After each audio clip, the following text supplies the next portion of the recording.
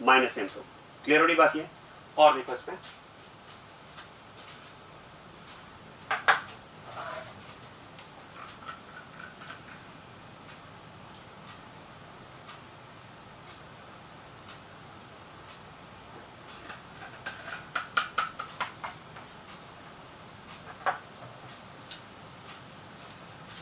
Next ये groups आप try करना। इनमें से मैं एक एग्जांपल लेता हूं। देखो बात करते हैं 21 की। ग्रुप नंबर 21 की अगर बात की जाए तो इंडक्टिव के रिस्पेक्ट में ध्यान देना, इंडक्टिव के रिस्पेक्ट में तो ये माइनस आई इफेक्ट शो करेगा और मेसोमेरिक इफेक्ट के रिस्पेक्ट में it will be plus N too. कैसे रेस्ट को समझते हैं देखो।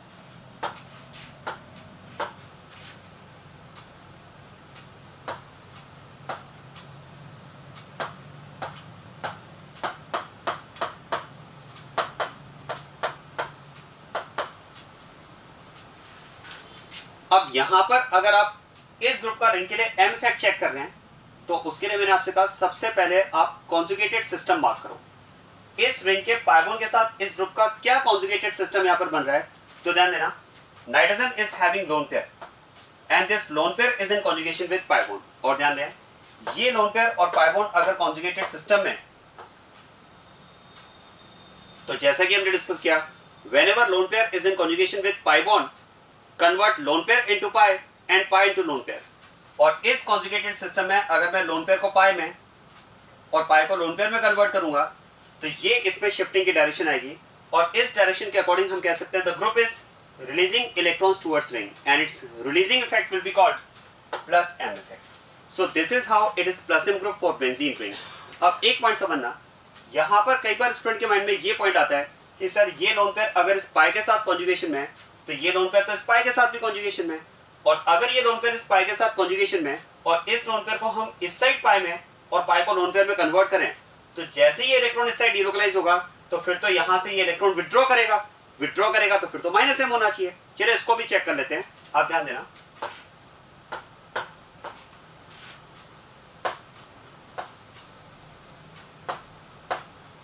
देखो कई बार स्टूडेंट के माइंड में ये पॉइंट होता है कि इस लोन पेयर और पाइबोन को अगर हम कॉन्जुगेटेड सिस्टम कंसीडर करें, चलिए कंसीडर करते हैं, और यहां पर अगर इस लोन पेयर को पाई और पाई को लोन पेयर बना दें तो उसके अकॉर्डिंग ध्यान देना, अगर इस लोन पेयर को इस साइड पाई और पाई को लोन पेयर बनाया जाए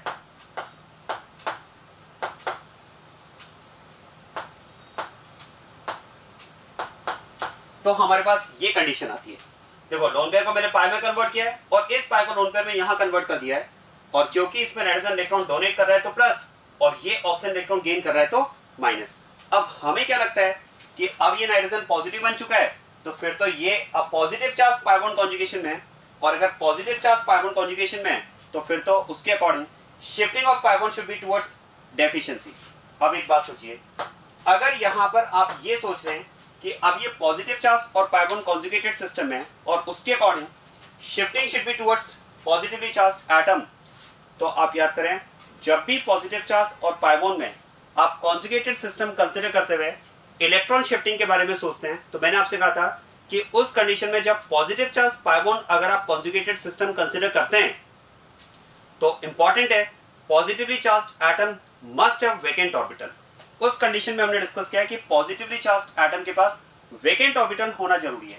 क्या इस नाइट्रोजन के पास वेकेंट ऑर्बिटल अभी है क्या? आप जरा सोचिए, in this condition nitrogen is having 4 covalent bonds, one with this carbon, one with hydrogen and 2 bonds with this carbon.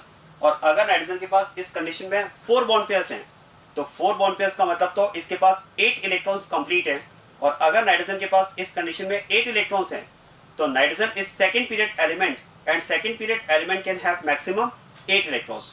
तो फिर तो नाइट्रोजन के पास यहाँ पर वैकेंसी नहीं है ना, और जब इसके पास वैकेंसी ही नहीं है तो फिर ये बॉन्ड आप कैसे शिफ्ट कर सकते हैं? और वैसे भी आप सोचिए, इस बॉन्ड को यहाँ पर शिफ्ट करने का मतलब तो है नाइट्रोजन के 5 बॉन्ड्स। क्या नाइट्रोजन 5 बॉन्ड्स बना सकता है क्या? नो। तो फिर देखो ये शिफ्टिंग तो पॉसिबल ही नहीं है यहाँ पर। क्या बात क्लियर हो रही है? अब मैं आपको इसको थोड़ा सा कंसेप्ट से और रिलेट करके बताता हूँ, आपको और अच्छे से समझ में आएगा, आप ध्यान देना।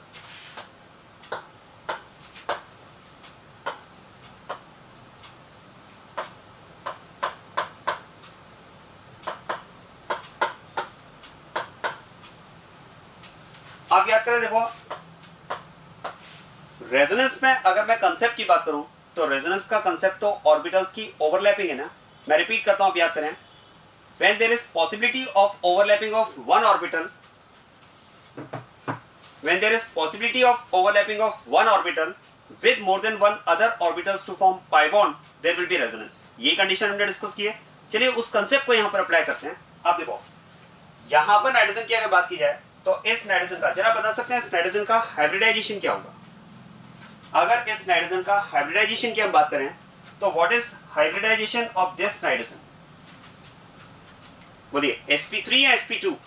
आंसर है sp2, क्योंकि आप याद करें इस नाइट्रोजन के पास अगर आप number of sigma bond and number of lone pair count करेंगे तो this nitrogen is having 3 sigma bonds, one with this carbon, one with this carbon, one with hydrogen and one lone pair. अब 3 sigma और एक lone pair का मतलब तो 4 का मतलब sp3। लेकिन आप याद करें हमने डिस्कस किया है लोन पेयर का अगर रेजोनेंस में इन्वॉल्वमेंट है तो फिर उस लोन पेयर को हम हाइब्रिडाइजेशन में काउंट नहीं करते हैं।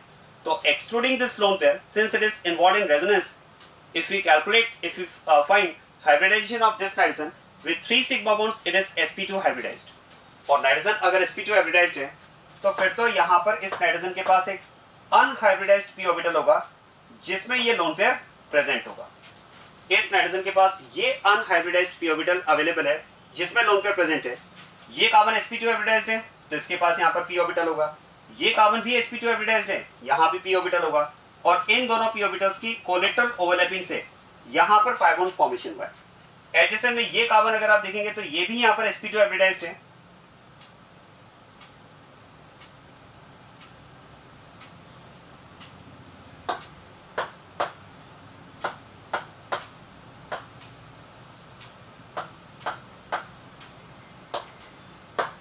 और ये कार्बन sp2 हाइब्रिडाइज्ड है तो इसके पास भी p ऑर्बिटल है और इस ऑक्सीजन के पास भी p ऑर्बिटल है और यहाँ पर भी दोनों p ऑर्बिटल्स की कोलेटरल ओवरलैपिंग से pi बॉन्ड फॉर्मेशन हुआ है। अब यहाँ पर आप ये कह सकते हैं देखो कि नाइट्रोजन का जो लोन पेयर है वो इस pi बॉन्ड के साथ भी कॉन्जुगेटेड सिस्टम में है और इस pi के साथ भी कॉन्जुगेटेड सिस्टम है, राइट? तो फिर तो ये जो p ऑर्बिटल होगा वो इस कार्बन के p ऑर्बिटल के साथ भी ओवरलैप करेगा और इस कार्बन के p ऑर्बिटल के साथ भी ओवरलैप करेगा।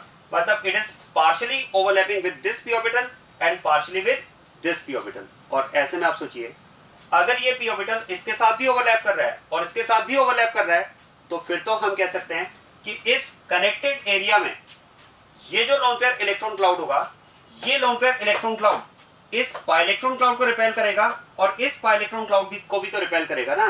ये तो दोनों ही पाई इलेक्ट्रॉन क्लाउड को रिपेल करेगा। और अगर ये लोन पेयर इलेक्ट्रॉन क्लाउड इस पाई को रिपेल कर रहा है, इस पाई को भी रिपेल कर रहा है, तो अब अगर आपसे पूछा जाए कि रिंग के पाई बॉन्ड के लिए, रिंग के पाई इलेक्ट्रॉन्स के लिए इस लोन पेयर का नेचर क्या है, अट्रैक्टिंग नेचर है या रिपेलिंग नेचर है? तो आंसर है रिपेलिंग नेचर है। और रिपेल करना ही तो प्लस एम इफेक्ट होगा, रिपेल करना या रिलीज करना ही तो प्लस इफेक्ट है। इस बेसिस पर हम बात करते हैं कि yes it is plus M group for benzene ring. आप ये कह सकते हैं कि इस लोन पेयर की अगर मैं रिपल्शन की बात करूं तो रिपल्शन तो दोनों जगह काम करेगा, रेजोनेंस तो दोनों ही साथ में होगा। और दोनों ही साथ में अगर रेजोनेंस होगा, इस कॉन्जुगेटेड सिस्टम में भी रेजोनेंस होगा, इस कॉन्जुगेटेड सिस्टम में भी रेजोनेंस होगा, क्योंकि ये p ऑर्बिटल आप ऐसा नहीं बोल सकते कि केवल इसी के साथ ओवरलैप करेगा या ओनली इसी के साथ, ये तो दोनों के साथ ओवरलैप करेगा। और अगर ये एरिया दोनों के साथ कनेक्टेड है तो जो मिडिल में लोन पेयर इलेक्ट्रॉन क्लाउड है, अगर वो इस एरिया से कनेक्टेड है जहां पर पाई इलेक्ट्रॉन क्लाउड है और इस एरिया से भी कनेक्टेड है जहां पर पाई इलेक्ट्रॉन क्लाउड है, तो फिर तो ये लोन पेयर इलेक्ट्रॉन क्लाउड इसे भी रिपेल करेगा और इसे भी रिपेल करेगा, दोनों साइड इसका रिपल्शन होगा और रिपेल करना ही प्लस इफेक्ट होता है। तो उस बेसिस पर हम बात कर सकते हैं yes it is plus M group. और देखो शॉर्टकट में अगर बात की जाए, आसान तरीके से अगर बात की जाए, तो मैंने आपसे क्या कहा, अगर ग्रुप के पास लोन पेयर है, अगर ग्रुप के पास लोन पेयर है और इसका लोन पेयर अगर रिंग के पाई बॉन्ड के साथ कॉन्जुगेटेड सिस्टम में, तो आसान तरीका तो ये कि लोन पेयर कंटेनिंग ग्रुप और इसका लोन पेयर अगर रिंग के पाई बॉन्ड के साथ कॉन्जुगेटेड सिस्टम है तो it is always plus M group.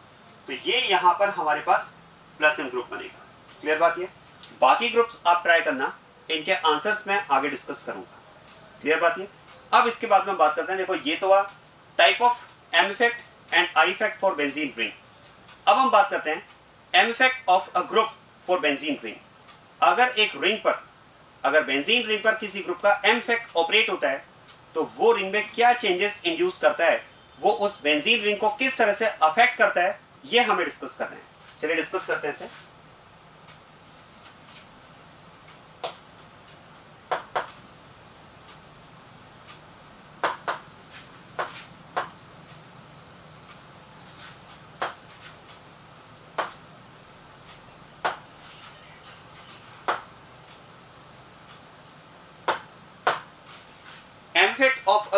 Benzene ring. और इसके लिए मैं फिर से यहां पर रेफरेंस मॉलिक्यूल ले रहा हूं बेंजीन को।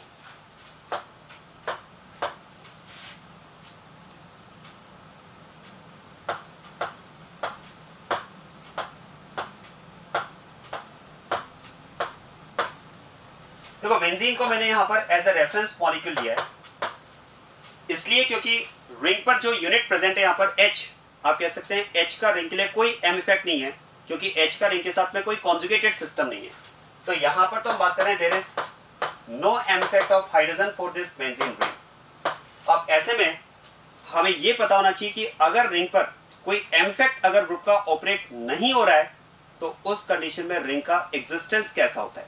भाई अगर रिंग पर कोई M इफेक्ट ऑपरेट नहीं हो रहा है तब वो रिंग कैसी है, ये आइडिया अगर हमें पहले से है तभी तो फिर हम ये चेक कर पाएंगे, हम ये कंपैरिजन कर पाएंगे कि अगर रिंग पर कोई प्लस एम या माइनस एम ग्रुप प्रेजेंट हुआ तो इस रिंग में चेंजेस क्या होंगे।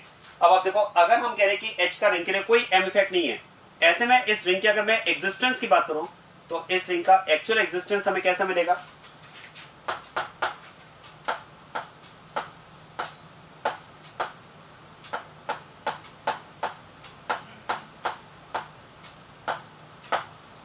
इस रिंग का एक्चुअल एग्जिस्टेंस ऐसा होगा। ये इसका हाइब्रिड स्ट्रक्चर है और इसके अकॉर्डिंग हम कह सकते हैं कि if there is no M effect of unit on ring we can see all the carbon atoms of ring are similar, all the carbon atoms of ring are neutral। ये बात समझ में आ रही है। इस केस में हम कह सकते हैं कि जब ग्रुप का रिंग के लिए कोई M इफेक्ट नहीं है तो सारे कार्बन एटम्स रिंग के सेम है और सभी कार्बन एटम्स रिंग के न्यूट्रल है। चलिए अब मैं यहाँ पर इस H को एक ऐसे ग्रुप से रिप्लेस कर रहा हूँ जिसका प्लस M इफेक्ट ऑपरेट हो रहा है वन केस, और एक ऐसे ग्रुप से रिप्लेस करेंगे जिसका माइनस M इफेक्ट ऑपरेट हो रहा है सेकेंड केस। दोनों केस को कंसिडर करते हैं यहां पर।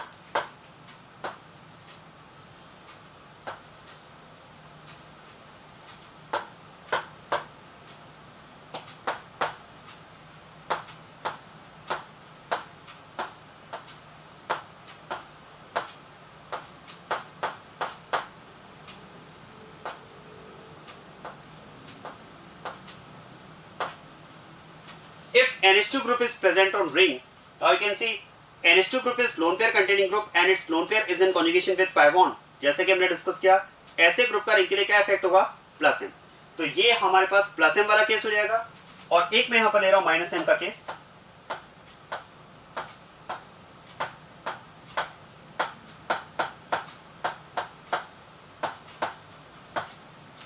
नाइट्रो ग्रुप अगर रिंग पर प्रेजेंट है तो इस ग्रुप का रिंग के लिए इफेक्ट क्या होगा। देखो इफेक्ट अगर आपको चेक करना है तो बेस्ट टेक्निक तो वही है, सबसे पहले आप ग्रुप का रिंग के फर्स्ट पाइबन के साथ कॉन्जुगेटेड सिस्टम मार्क करें और इस कॉन्जुगेटेड सिस्टम में अगर आप इलेक्ट्रॉन शिफ्टिंग की डायरेक्शन की बात करेंगे तो shifting of electron should be towards more electronegative atom that is oxygen. तो फिर ये पाइबन यहां शिफ्ट होगा, मतलब ये ग्रुप रिंग से इलेक्ट्रॉन विथड्रॉ करने का काम कर रहा है and it's withdrawing effect will be called minus M. तो यहां पर जो ग्रुप हमारे पास है वो ग्रुप तो हो जाएगा माइनस एम। और यहां पर अगर बात की जाए तो जरा देखो, इस केस में मैं कॉन्जुगेटेड सिस्टम अगर ग्रुप का रिंग के पाइबन के साथ मार्क करता हूं तो लोन पेयर और पाइबन कॉन्जुगेटेड सिस्टम है और ट्रिक अगर अप्लाई की जाए तो lone pair into pi, pi into lone pair, ये आपके पास ग्रुप होगा and now it is releasing electrons towards ring and it's releasing effect will be called plus M. तो दो केसेस हम डिस्कस कर रहे हैं, प्लस एम और माइनस एम। बस अब हमें ये चेक करना है कि जब H का रिंग पर कोई M इफेक्ट नहीं है तब रिंग ऐसी है, और अगर इस ग्रुप का रिंग पर प्लस एम और इस ग्रुप का अगर रिंग पर माइनस एम है तो इस रिंग में चेंजेस क्या आएंगे वो हमें चेक करना है। चलिए चेक करते हैं, इसके पॉसिबल रेजोनेटिंग स्ट्रक्चर्स में ड्रॉ कर रहा हूं।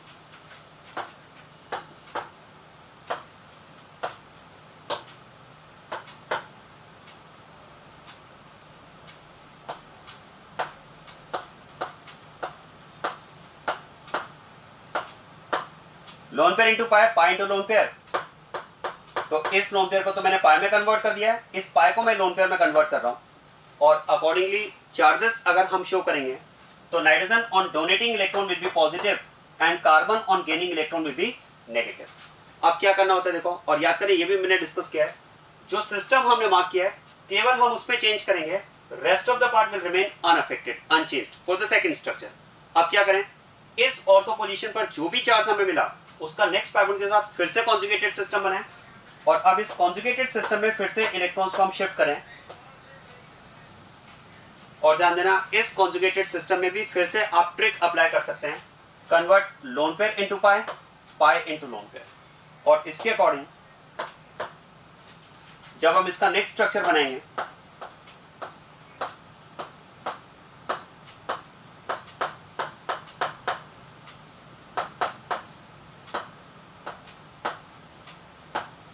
ये स्ट्रक्चर हमारे पास होगा। और फिर से आप देखो, फिर से हमें क्या करना है, अब इस लोन पेयर नेगेटिव चार्ज का फिर नेक्स्ट पाई बॉन्ड के साथ कॉन्जुगेटेड सिस्टम बनाएंगे और फिर से वही ट्रिक अप्लाई करो, lone pair into pi, pi into lone pair.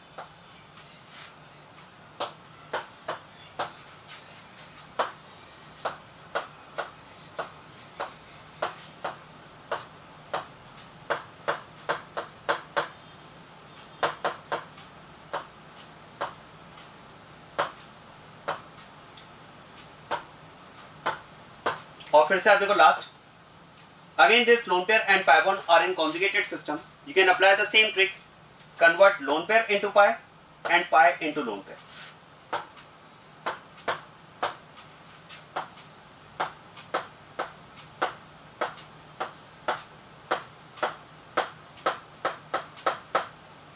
और देखो जब ये positively charge atom electron gain करेगा तो हो जाएगा न्यूट्रल, और ये नेगेटिवली चार्ज एटम जब इलेक्ट्रॉन डोनेट करेगा तो हो जाएगा ये भी न्यूट्रल। अगर आप देखेंगे तो सभी में नेट चार्ज सेम है।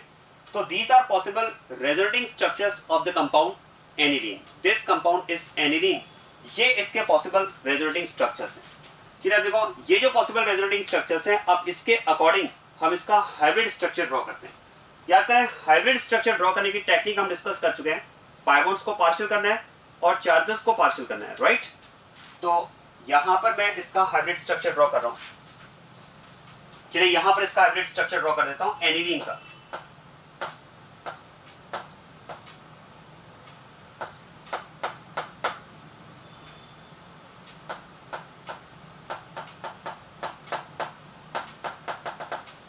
ये इसका हाइब्रिड स्ट्रक्चर। चार्जेस की अगर बात की जाए तो नाइट्रोजन पर पॉजिटिव चार्ज है, तो नाइट्रोजन पर तो हम शो कर देंगे डेल पॉजिटिव चार्ज।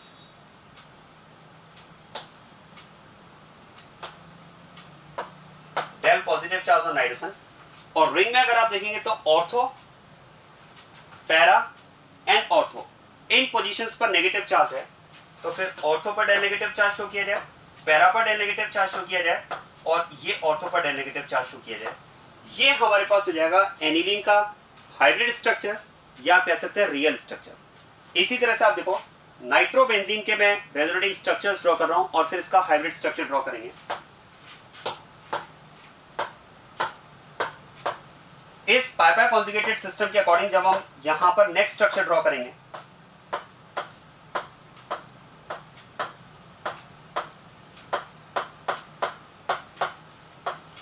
आप ध्यान देना ये पाई बॉन्ड अगर हम यहां शिफ्ट करते हैं तो oxygen on gaining electron will be negatively charge, और कॉन्जुगेशन में इस पाई बॉन्ड को जब आप यहां शिफ्ट करेंगे तो ये कार्बन अपना इलेक्ट्रॉन लूज करने के साथ पॉजिटिव बन जाएगा। बस मैंने आपसे क्या कहा, इस फर्स्ट कॉन्जुगेटेड सिस्टम के अकॉर्डिंग जब आप इलेक्ट्रॉन्स को शिफ्ट करेंगे तो ऑर्थो पोजीशन पर या तो आपको नेगेटिव चार्ज मिल जाएगा या पॉजिटिव चार्ज मिल जाएगा। जो भी चार्ज आपको मिले उसका नेक्स्ट पाई बॉन्ड के साथ फिर से कॉन्जुगेटेड सिस्टम बनाओ और उस कॉन्जुगेटेड सिस्टम में फिर से इलेक्ट्रॉन्स की शिफ्टिंग कर दो।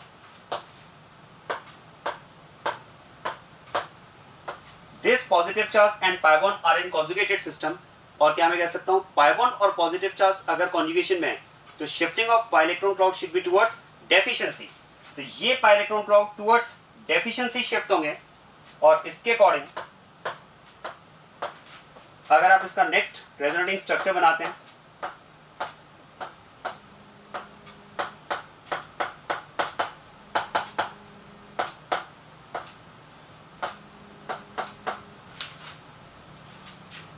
तो ये स्ट्रक्चर होगा। देखो इस कार्बन को यहां शिफ्ट करने के साथ ये कार्बन तो हो जाएगा न्यूट्रल और ये कार्बन अब हो जाएगा पॉजिटिव। और अब आप ध्यान देना, again this positive charge and pi bond are in conjugated system and shifting of electron cloud should be towards deficiency. Positive charge की तरफ हम पाई इलेक्ट्रॉन्स को शिफ्ट करेंगे और इसके अकॉर्डिंग इसका नेक्स्ट स्ट्रक्चर अगर आप ड्रॉ करते हैं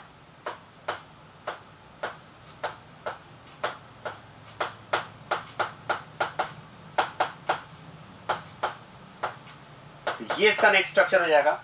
और अब आप ध्यान देना, लास्ट में अगर बात की जाए तो फिर ये पाइबोन यहां शिफ्ट होगा और ये इलेक्ट्रॉन्स यहां शिफ्ट हो जाएंगे और इसके according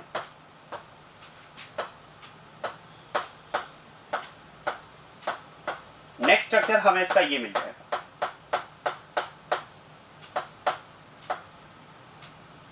So these are possible resulting structures of nitrobenzene. और इन स्ट्रक्चर्स के अकॉर्डिंग अगर हम नाइट्रोबेंजीन का हाइब्रिड स्ट्रक्चर बनाना चाहें तो ध्यान देना,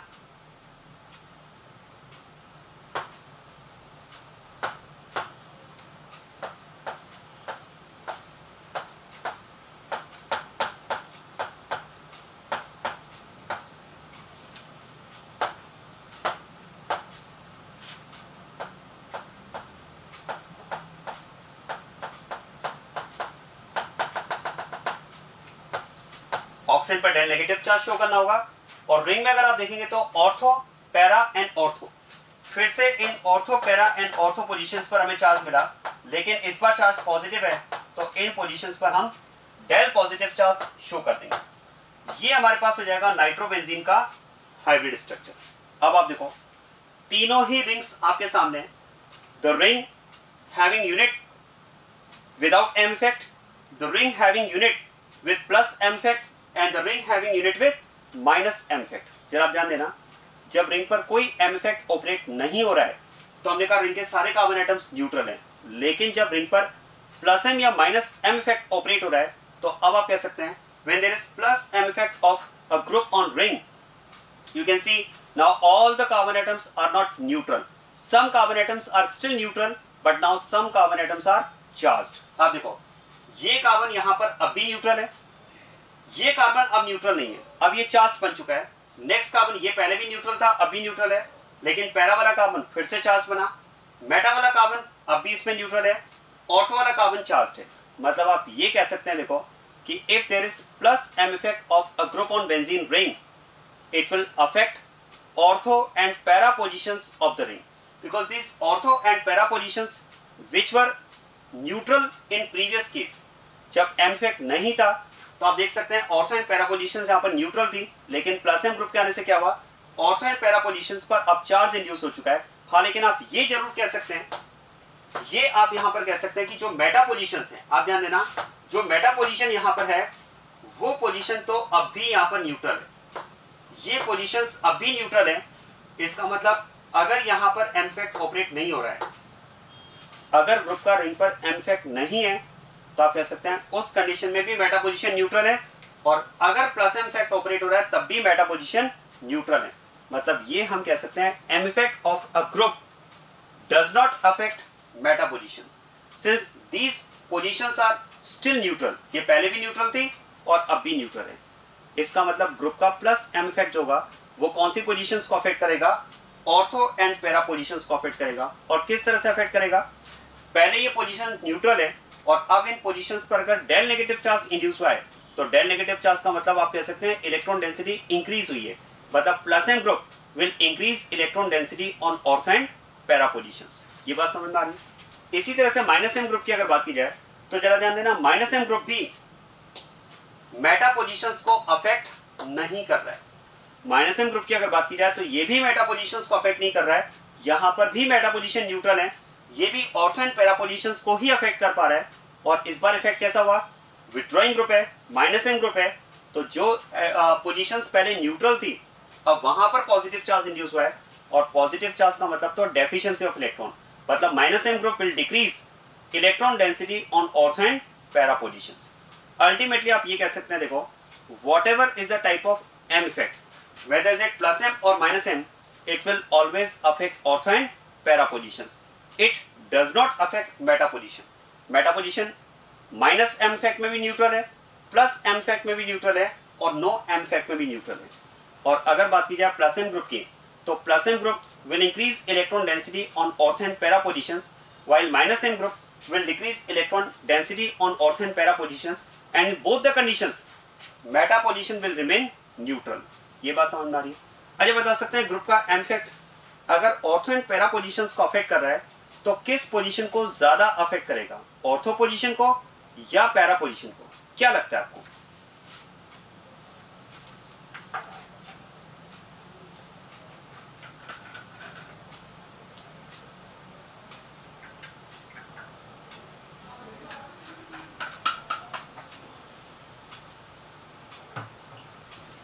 क्या लगता है आपको ग्रुप का एम फैक्ट जो है वो ऑर्थो पोजीशन को ज्यादा अफेक्ट करेगा या पैरा पोजीशन को? आंसर है both the positions will be affected equally, कम ज्यादा नहीं। ऑर्थो एंड पैरा पोजीशंस को ग्रुप का एम फैक्ट इक्वली अफेक्ट करता है। आप देखो कैसे, एक बात सोचिए, आपको इन रेजोनेटिंग स्ट्रक्चर से ही समझ में आ जाएगा।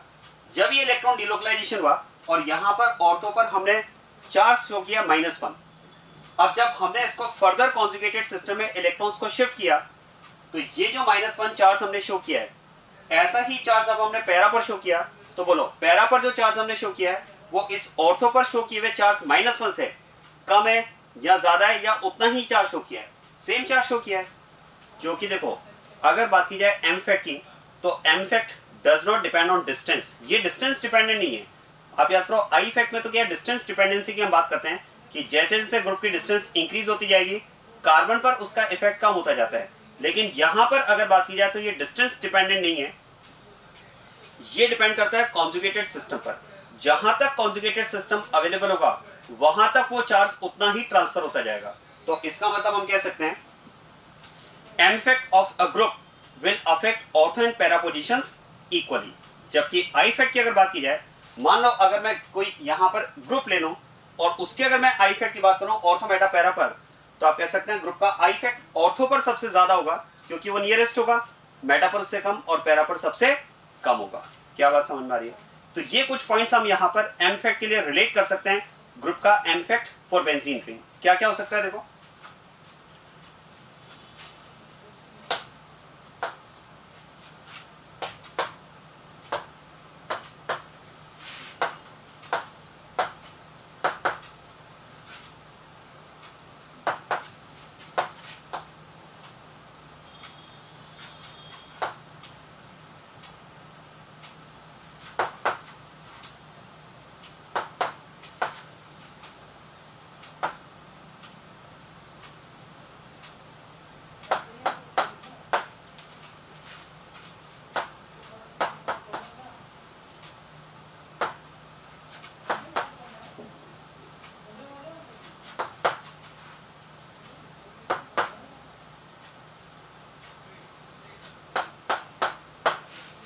effect of a group affects ortho and para positions, it does not affect meta position.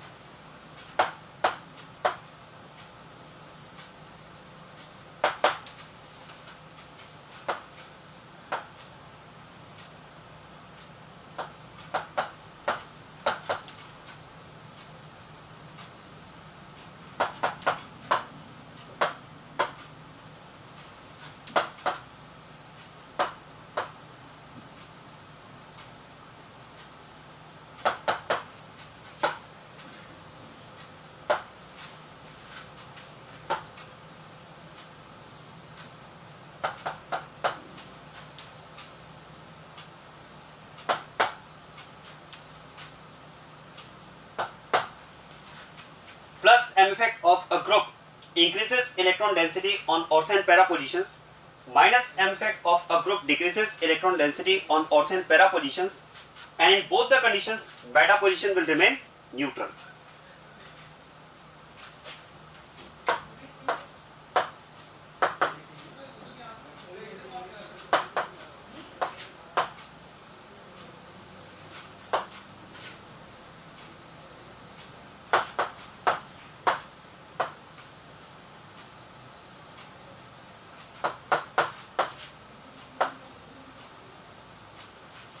M effect of a group affects ortho and para positions equally, while I effect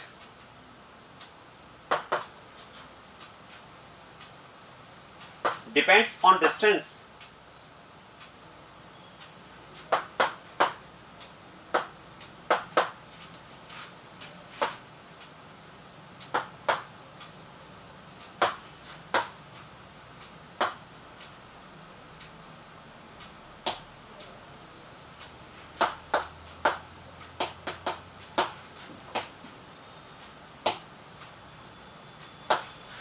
while I effect depends on distance and it will be maximum for ortho position and minimum for para position.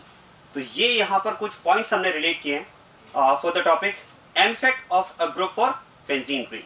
Ultimately हम ये point mind में रखें, concept हम ये mind में रखें कि group का M effect जो होगा वो ऑर्थो एंड पैरा पोजीशंस को अफेक्ट करेगा, मेटा पोजीशन को अफेक्ट नहीं करेगा. ऑर्थो एंड पैरा पर M effect इक्वल होगा और अगर M effect प्लस M है तो प्लस M मतलब रिलीजिंग इफेक्ट है, वो ऑर्थो एंड पैरा पर इलेक्ट्रॉन डेंसिटी बढ़ाएगा. और ग्रुप का अगर माइनस M effect है तो वो विड्रॉइंग इफेक्ट है, वो ऑर्थो एंड पैरा पर इलेक्ट्रॉन डेंसिटी कम करेगा. सो this is about types of M effect and M effect of a group on benzene ring.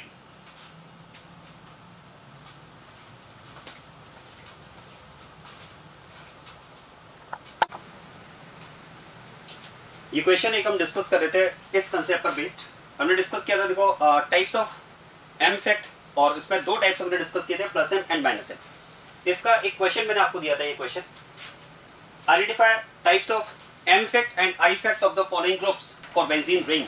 इसमें कुछ एग्जांपल्स तो मैंने आपको बताया था, कुछ क्वेश्चंस मैंने आपको असाइनमेंट में दिए थे जो आपको ट्राई करने थे. इनके आंसर्स मैं आपको बताता हूँ, एक बार आप चेक कर लेना जो क्वेश्चंस के आंसर आपने जो सोचे हैं वो आंसर्स आपके मैच हो रहे हैं या नहीं हो रहे हैं. अब देखो इस केस में सेकेंड ग्रुप की अगर बात की जाए C ट्रिपल बॉन्ड CH, इसकी अगर हम इफेक्ट की बात करें M effect and I effect की, तो ध्यान देना it is minus M and minus I group. ये minus M minus I group होगा क्योंकि आप देखो रिंग से अगर C triple bond CH group attached है तो फिर हम बात कर सकते हैं, ध्यान देना this group belongs to this category. आप याद करें मल्टीपल बॉन्ड कंटेनिंग ग्रुप अगर इस कंडीशन के साथ में रिंग में प्रेजेंट है तो इसका माइनस M इफेक्ट ऑपरेट होता है. जरा ध्यान देना यहां पर अगर बात की जाए तो देखो ग्रुप का अगर आपको रिंग के लिए इफेक्ट आइडेंटिफाई करना है तो मैंने आपको क्या बताया था, आप तो ग्रुप का रिंग के फर्स्ट पैरल के साथ में जो भी कॉन्जुगेटेड सिस्टम बन रहा है आप तो बस उस कॉन्जुगेटेड सिस्टम को मार्क करिए. ध्यान देना यहां पर अगर हम कॉन्जुगेटेड सिस्टम की बात करें तो this pi bond is in conjugated system.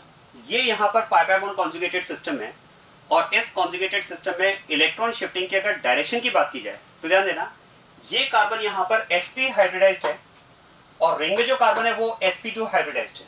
En किसकी ज्यादा होगी? sp कार्बन की due to more percentage s character. और अगर En sp कार्बन की ज्यादा है तो याद करें shifting of pi electron cloud it will be towards more electronegative atom. मतलब यहाँ पर अगर बात की जाए तो इस ग्रुप का रिंग के लिए इफेक्ट जो होगा that will B withdrawing effect and with this withdrawing effect it will be called minus M. So this is how the group is minus M group. और माइनस I ग्रुप तो आप याद करें inductive के लिए तो मैंने आपको बेस्ट टेक्निक बताई है.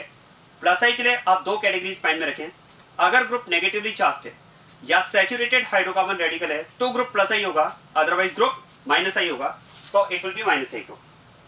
ये मैं आपको ऑलरेडी बता चुका था. फोर्थ आप ध्यान देना, फोर्थ में अगर बात की जाए तो देखो M इफेक्ट के रिस्पेक्ट में अगर बात की जाए तो इस केस में there will be no M effect of the group for benzene ring. इस ग्रुप का रिंग के लिए कोई M इफेक्ट ऑपरेट नहीं होगा और इंडक्टिव के रिस्पेक्ट में it is minus I group. अब नो M इफेक्ट क्यों, जरा ध्यान देना. देखो ये अगर रिंग से कनेक्टेड है तो बस आप तो M इफेक्ट का टाइप आइडेंटिफाई करने के लिए सबसे पहले रिंग के फर्स्ट कार्बन के साथ कॉन्जुगेटेड सिस्टम बनाओ.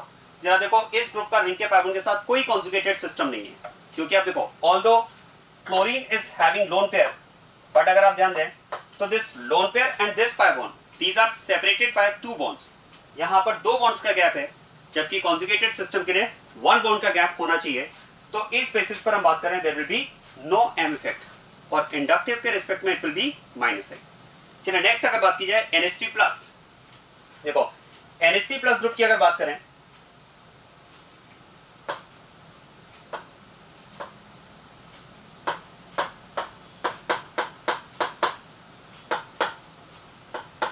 ये NH3 प्लस ग्रुप है।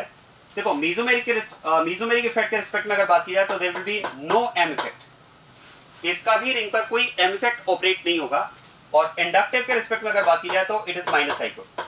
अब नो एम इफेक्ट कैसे, देखो ध्यान देना, although this positive charge and pi bond are in conjugated system, हालांकि यहाँ पर पॉजिटिव चार्ज और पाई बॉन्ड कॉन्जुगेटेड सिस्टम है, लेकिन आप याद करें पॉजिटिव चार्ज इंपॉर्टेंट नहीं होता है, जिस एटम पर पॉजिटिव चार्ज है, जो पॉजिटिव चार्ज पाई बॉन्ड के साथ कॉन्जुगेटेड सिस्टम है, याद करें उसके पास वेकेंट ऑर्बिटल होना जरूरी है। क्या अभी इस कंडीशन में नाइट्रोजन के पास वेकेंट ऑर्बिटल है? नो, क्योंकि नाइट्रोजन 4 बॉन्ड पेयर्स के साथ में इसके पास अभी 8 इलेक्ट्रॉन्स अवेलेबल हैं।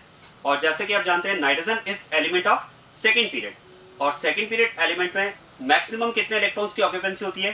8 इलेक्ट्रॉन्स की। तो फिर मैक्सिमम अगर 8 इलेक्ट्रॉन्स फेल हो सकते हैं तो वो तो इसके पास इस कंडीशन में अवेलेबल है विद 4 बॉन्ड पेयर्स। इसका मतलब there is no vacant orbital, and if there is no vacant orbital there will be no resonance.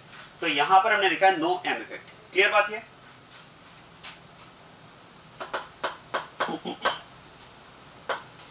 Next आप देखो pH3+। अब जरा ध्यान देना, इन दोनों में अगर आप डिफरेंस चेक करेंगे तो यहां पर अब नाइट्रोजन की जगह फॉस्फोरस प्रेजेंट है, और अगर फॉस्फोरस प्रेजेंट है तो ध्यान देना, although this phosphorus is having 8 electrons with 4 bond pairs but still vacant orbital is available, क्योंकि फॉस्फोरस थर्ड पीरियड का एलिमेंट है, और थर्ड पीरियड एलिमेंट में अगर बात की जाए तो मैक्सिमम कितने इलेक्ट्रॉन्स फिल हो सकते हैं? 18, 3s 3p 3d, और 18 इलेक्ट्रॉन्स फिल अगर हो सकते हैं तो अभी इसमें 8 इलेक्ट्रॉन्स फिल हुए हैं 4 बॉन्ड पेयर्स के साथ में, मतलब यहां पर अभी भी 10 इलेक्ट्रॉन्स की ऑक्यूपेंसी खाली है। तो फिर तो वेकेंट ऑर्बिटल के बेसिस पर हम बात कर सकते हैं positive charge and pi bond are in conjugated system and vacant orbital is also available, so it will be minus M group. ये यहां पर माइनस एम इफेक्ट शो करेगा, क्योंकि shifting of electron cloud will be towards vacancy, towards deficiency. और inductive के respect में अगर बात की जाए तो it will be minus M. Next आप देखो OH ग्रुप की अगर बात की जाए, NO2 ग्रुप ऑलरेडी हम डिस्कस कर चुके हैं। देखो OH group is lone pair containing group, और याद करें lone pair containing group will show plus M effect, क्योंकि आप याद करो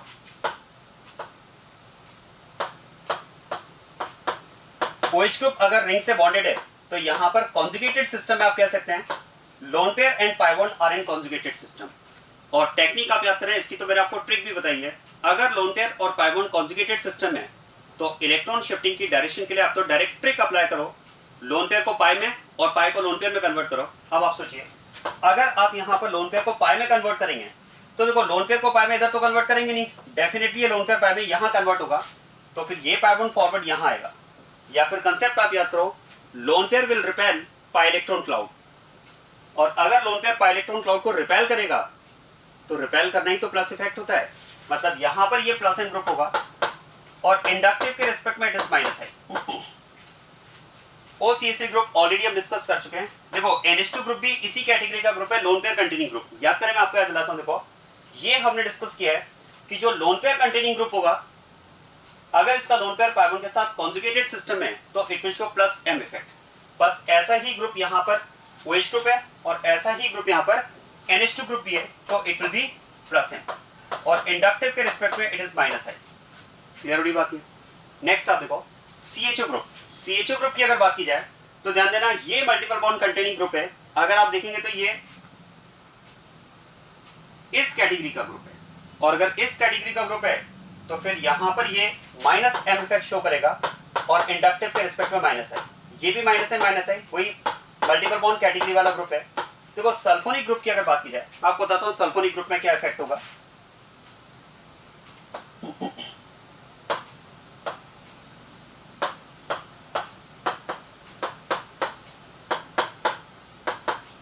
this is sulphonic group. Best technique आप अप्लाई करें, रिंग के साथ में ग्रुप का जो कॉन्जुगेटेड सिस्टम यहां पर बन रहा है रिंग के फर्स्ट पाई के साथ में, आप तो उस कॉन्जुगेटेड सिस्टम को मार्क करो। जरा देखो यहां पर अगर आप देखेंगे तो पाई पाई बॉन्ड कॉन्जुगेटेड सिस्टम है, और अब इस कॉन्जुगेटेड सिस्टम में इलेक्ट्रॉन शिफ्टिंग की डायरेक्शन डिसाइड करो। जरा देखो इस कॉन्जुगेटेड सिस्टम में एक टर्मिनल पर कार्बन और दूसरे टर्मिनल पर ऑक्सीजन है। क्या हम बात कर सकते हैं shifting should be towards oxygen, that is more electronegative atom. तो फिर तो इस केस में अगर हम बात करें तो ये शिफ्टिंग की डायरेक्शन होगी, और ये अगर शिफ्टिंग की डायरेक्शन है तो group is withdrawing electrons from the ring, and it's withdrawing effect will be called minus M effect. So this is about sulphonic group minus M, और इंडक्टिव के रिस्पेक्ट में it is minus I. 14th number वाला ग्रुप already हम discuss कर चुके हैं। 15th की अगर बात की जाए, ये भी लोन पेयर कंटेनिंग ग्रुप है। देखो लोन पेयर कंटेनिंग ग्रुप है तो it will be plus M, और अब जरा ध्यान देना, it is negatively charge group, और याद करो नेगेटिवली चार्ज ग्रुप इंडक्टिव के रिस्पेक्ट में प्लस आई इफेक्ट शो करते हैं, तो इंडक्टिव के रिस्पेक्ट में it will be plus I. Halogen की अगर बात की जाए, ध्यान देना, halogen is also lone pair containing group, इसके पास भी लोन पेयर अवेलेबल होता है, तो फिर तो ये भी प्लस एम इफेक्ट शो करेगा, और इंडक्टिव के रिस्पेक्ट में it will be minus I. Clear बात है।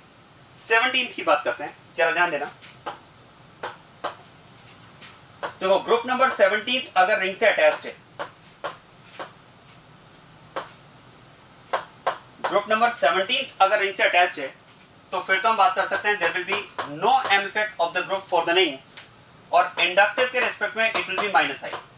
अब जरा ध्यान देना, हमने इस ग्रुप का नो एम इफेक्ट क्यों लिखा, उसका रीजन जरा सुनिए। देखो यहां पर अगर आप देखेंगे तो यहां पर कॉन्जुगेटेड सिस्टम आपको नहीं मिल पा रहा है। रेजोनेंस के लिए जो रिक्वायर्ड कॉन्जुगेटेड सिस्टम है ऑर्बिटल्स की ओवरलैपिंग के लिए, वो यहां पर अवेलेबल नहीं है।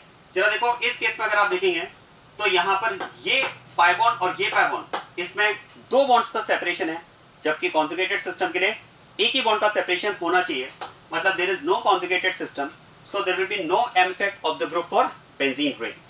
नेक्स्ट जरा ध्यान देना, इस केस में आप कह सकते हैं nitrogen is lone pair containing group, और लोन पेयर कंटेनिंग ग्रुप का तो फिर यहां पर प्लस एम इफेक्ट होगा, और इंडक्टिव के रिस्पेक्ट में it is minus I group. यहां पर अगर बात की जाए, जरा ध्यान देना, यहां भी लोन पेयर कंटेनिंग ग्रुप है, ये भी प्लस एम और इंडक्टिव के रिस्पेक्ट में माइनस आई। और जरा देखो ऐसा ही एग्जांपल ये है जो मैं ऑलरेडी डिस्कस कर चुका हूं। बिल्कुल इस कंसेप्ट को आप 19th वाले ग्रुप पर अप्लाई करेंगे तो सेम कंसेप्ट होगा, ये भी प्लस एम और माइनस आई।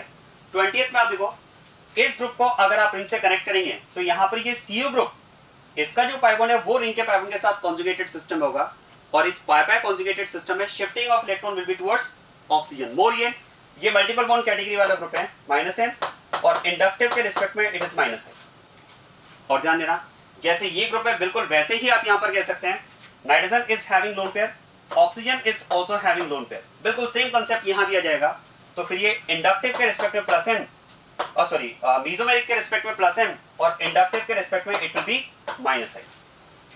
तो ये इन ग्रुप्स के एम इफेक्ट और आई इफेक्ट के टाइप्स होंगे, और ये आपको आना चाहिए, क्योंकि एप्लीकेशंस में आपको इसका काफी यूज करना होगा। ग्रुप जब रिंग पर प्रेजेंट हो गए तो ये आपको डिसाइड करना आना चाहिए कि जो ग्रुप रिंग पर प्रेजेंट है उसका एम इफेक्ट में प्लस एम होगा या माइनस एम, और इंडक्टिव में प्लस आई होगा या फिर माइनस आई, तभी आप क्वेश्चंस को कर पाएंगे। तो ये क्वेश्चन आगे की एप्लीकेशंस के लिए बहुत ही इंपॉर्टेंट क्वेश्चन है जो आपको आना चाहिए। चलिए इसके बाद में आप याद करें, हमने ये पार्ट भी डिस्कस कर लिया था कि अगर एक ग्रुप रिंग पर एम इफेक्ट ऑपरेट करता है, प्लस एम या माइनस एम, तो उसका रिंग पर क्या इफेक्ट होगा। मैं पॉइंट्स रिपीट कर देता हूं, याद करें हमने डिस्कस किया था, M effect will affect ortho and para positions, it does not affect meta position, याद आ रहा है। और अगर बात की जाए प्लस एम की, तो plus M will increase electron density on ortho and para positions, and minus m will decrease electron density on ortho and para positions, and in both conditions meta position remains neutral। याद करें group के m effect की वजह से जो charge induce होता है वो ऑर्थो एंड पैरा पर ही चार्ज इंड्यूस होता है, मेटा पर कोई चार्ज इंड्यूस नहीं होता है। और ये भी हमने डिस्कस किया था, m effect of a group will affect ortho and para positions equally because it does not depend on distance, it depends on conjugated system। तो क्योंकि conjugated system ortho and para पर अवेलेबल है तो वो para तक equally transfer होगा, तो ortho and para पर एम इफेक्ट इक्वल होगा। हाँ, आई इफेक्ट की अगर बात करोगे तो आई इफेक्ट आप कह सकते हैं definitely it depends on distance, so will be maximum for the nearest position that is ortho, and will be minimum for the distance in which it is maximum para position. तो para के लिए minimum होगा I effect, और ortho के लिए maximum I effect operate होगा, क्योंकि I effect distance dependent होता है, राइट। चलिए अब इसके बाद में बात करते हैं comparison of M effect and I effect of a group. अगर एक ग्रुप का एम इफेक्ट और आई इफेक्ट का हमें कंपैरिजन करना है तो वो कंपैरिजन कैसे किया जाए, जरा इस पर पॉइंट डिस्कस करते हैं, इंपॉर्टेंट है, आप ध्यान देना।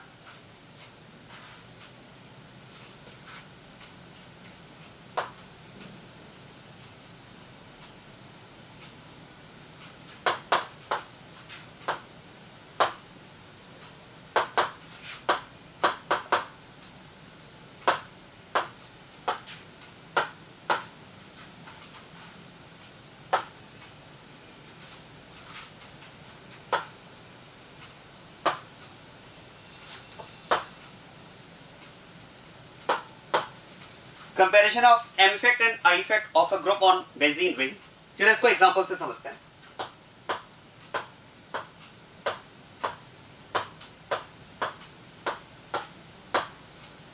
मान लेते हैं अगर हमारे पास कंपाउंड है फिनॉल।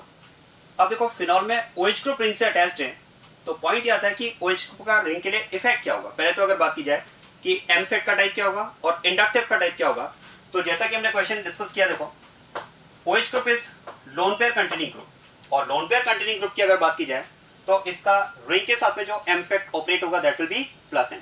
लोन पेयर और पाई बॉन्ड कॉन्जुगेटेड सिस्टम होगा। तो देखो इंडक्टिव के रिस्पेक्ट में अगर बात की जाए तो it is plus N group, मतलब ये एक तरह से आप कह सकते हैं इलेक्ट्रॉन रिलीजिंग ग्रुप होगा, राइट। और तो मीजोमेरिक इफेक्ट के रिस्पेक्ट में, इंडक्टिव नहीं, मीजोमेरिक इफेक्ट के रिस्पेक्ट में अगर बात की जाए तो ये प्लस एन ग्रुप होगा, मतलब रेजोनेंस के थ्रू आप कह सकते हैं ये इलेक्ट्रॉन रिलीजिंग ग्रुप की तरह एक्ट करेगा। और अब पॉइंट आता है इंडक्टिव के रिस्पेक्ट में, क्योंकि इसका रिंग के लिए इंडक्टिव इफेक्ट भी होगा। जरा बताओ इंडक्टिव इफेक्ट कौन सा होगा, प्लस आई या माइनस आई? आंसर है माइनस आई, क्योंकि प्लस आई के लिए तो आप याद करो दो ग्रुप्स है हमारे पास, एक तो हम बात करते हैं नेगेटिवली चार्ज ग्रुप और दूसरा सैचुरेटेड हाइड्रोकार्बन रेडिकल। तो ना तो ये नेगेटिवली चार्ज ग्रुप है ना ये सैचुरेटेड हाइड्रोकार्बन रेडिकल है, तो इंडक्टिव के रिस्पेक्ट में इट इज माइनस आई। और देखो माइनस आई का मतलब तो it will act as an electron withdrawing group. इसका मतलब ये हुआ कि OH ग्रुप एक इफेक्ट के रिस्पेक्ट में तो रिंग को इलेक्ट्रॉन देने का काम कर रहा है, रिलीजिंग इफेक्ट शो कर रहा है, और दूसरे इफेक्ट के रिस्पेक्ट में ये रिंग से इलेक्ट्रॉन विथड्रॉ करने का काम कर रहा है, विथड्रॉइंग इफेक्ट शो कर रहा है। तो अब पॉइंट यहां पर यह आता है कि अगर हम इन दोनों का कंबाइंड इफेक्ट की बात करें कि जो प्लस एम और माइनस आई इफेक्ट इस ग्रुप का रिंग के लिए ऑपरेट हो रहा है, अगर हम इसके नेट इफेक्ट की बात करें कि OH ग्रुप का रिंग के लिए नेट इफेक्ट क्या होगा, ये ओवरऑल रिंग को इलेक्ट्रॉन रिलीज करने का काम करेगा या ओवरऑल ये रिंग से इलेक्ट्रॉन विथड्रॉ करने का काम करेगा, ये हम कैसे डिसाइड करेंगे? तो देखो आसान है, ये तो डिपेंड करेगा कि एम इफेक्ट और आई इफेक्ट में से डोमिनेटिंग कौन सा इफेक्ट है। जो इफेक्ट डोमिनेट करेगा उसके अकॉर्डिंग हम इस ग्रुप का नेट इफेक्ट की बात कर लेंगे। अब जरा आप सोचिए इंडक्टिव और रेजोनेंस में डोमिनेटिंग इफेक्ट कौन सा होता है? रेजोनेंस, ये आप सभी जानते हैं।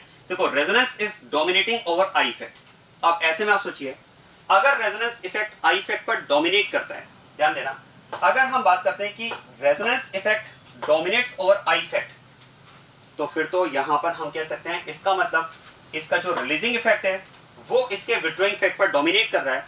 और अगर इसका रिलीजिंग इफेक्ट डोमिनेटिंग है तो फिर तो इस OH ग्रुप का जो नेट इफेक्ट होगा, ध्यान देना, इस OH ग्रुप का जो नेट इफेक्ट होगा वो इस रिंग के लिए क्या हो जाएगा, इलेक्ट्रॉन रिलीजिंग इफेक्ट हो जाएगा। तो this is about comparison of a group for its M effect and I effect. ये स्टेटमेंट आप दे सकते हैं, देखो in general M effect of a group dominates over its I effect. सुनिएगा बात को, in general M effect of a group dominates over its I effect. लेकिन ऐसे कुछ एक्सेप्शनल केसेस हमारे पास हैं जिनमें हम बात करते हैं कि उनका एम इफेक्ट नहीं, उनका आई इफेक्ट उनके एम इफेक्ट पर डोमिनेट करता है। बस ऐसे ही कुछ स्पेशल केसेस को हमें डिस्कस करना है। अदरवाइज एक जनरल केस की अगर हम बात करें तो जनरल केस तो वही है, in general M effect of a group dominates over its I effect. लेकिन वो स्पेशल ग्रुप्स पहले तो हम डिस्कस करेंगे कौन से ग्रुप्स हैं जिनमें हम बात करना चाह रहे हैं कि उनका एम इफेक्ट नहीं, उनका आई इफेक्ट एम इफेक्ट पर डोमिनेट करता है, और डोमिनेट करने का रीजन क्या है ये हमें डिस्कस करना है। अब ध्यान देना,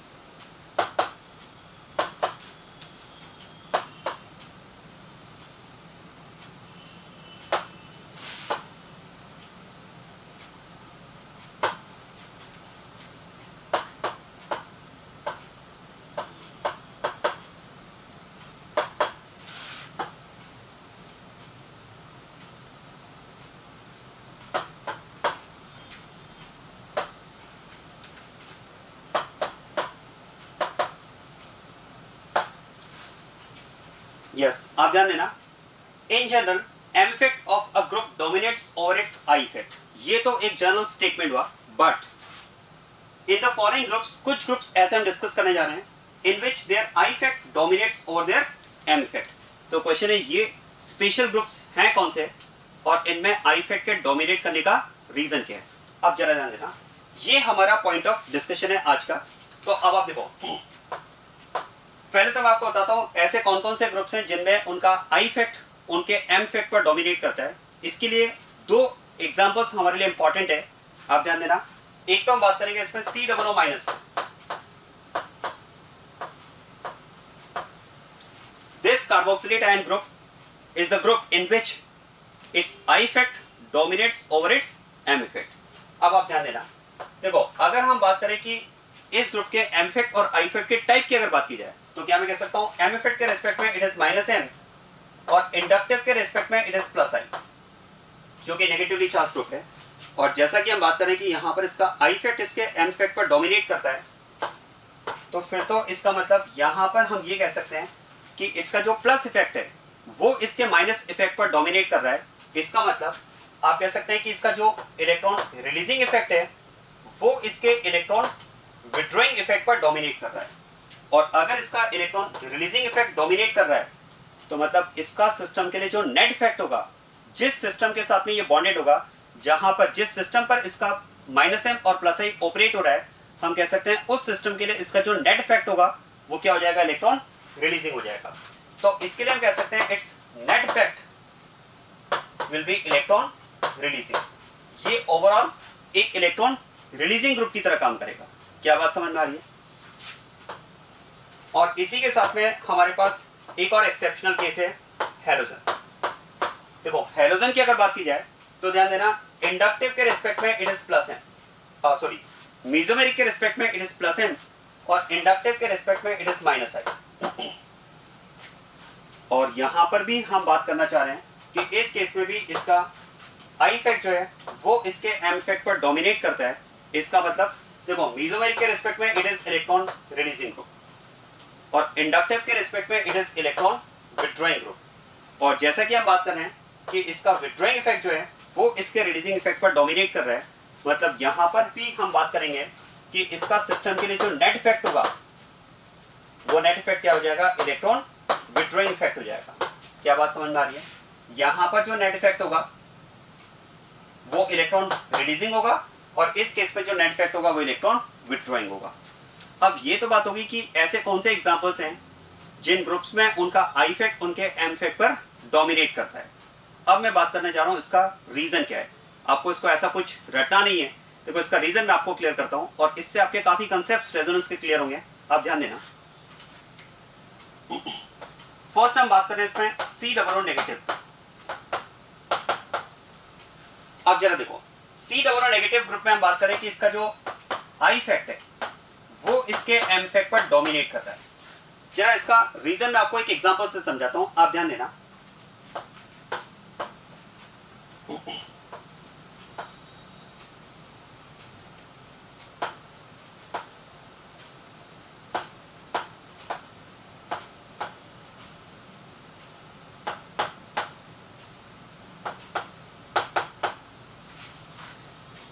ये ग्रुप मान लेते हैं बेंजीन रिंग से कनेक्टेड है।